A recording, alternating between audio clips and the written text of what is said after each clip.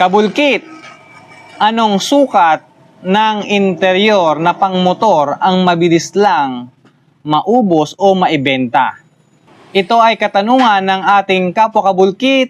Shout out Rodnel ng CDO dahil may plano daw siyang magsimula ng vulcanizing business at humingi sa akin ng mga tip.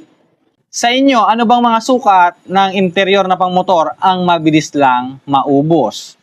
Comment nyo naman dyan sa baba para magkaroon ng idea itong ating kapwa kabulkit.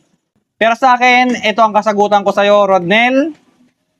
Maraming klase ako ng sukat na pang-interior. Pero, meron akong 3 pinaka-best seller o kumbaga, pinaka-mabilis lang maubos dito sa shop ko. Ang una, 225 by 17. Pangalawa, 250 by 17.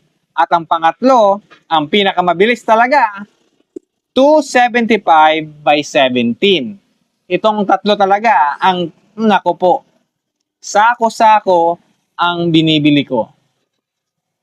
Wala pang 1 buwan, ubos na yan.